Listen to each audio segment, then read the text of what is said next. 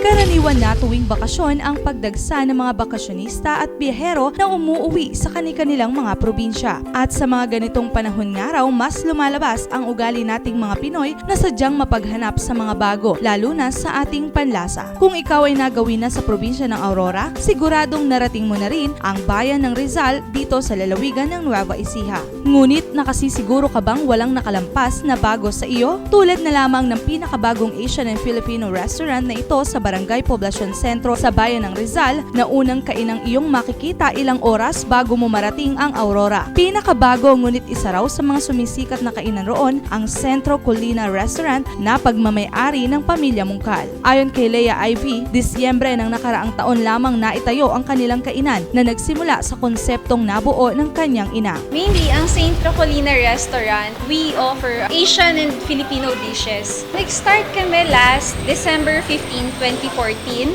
and the concept came from my mom actually kasi she loves to cook. Target market ng pamilya Mungkal ang mga turista at biherong nag-stop over sa kanilang bayan patungo sa gawin ng Baler, Aurora. And our target market or main customers were travelers going to Baler.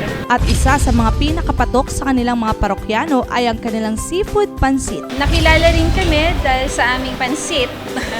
Pagmamalaki ng pamilya na iiba raw ang kanilang pansit kumpara sa iba pang matitikman sa maraming kainan dahil bukod sa seafoods, ang isinasahog dito ay original recipe rin ito ni Leia Ivy na nag-aral ng culinary arts sa isang International School for Culinary Arts and Hotel Management sa probinsya ng Pampanga. Ako, as a foodie, nung gusto ko sa pansit, and yun yung ginawa ko na recipe para sa pansit namin is we use seafoods na sahog. So we don't use yung mga ready-made like yung mga fish balls or squid balls. I'm not saying na hindi siya masarap.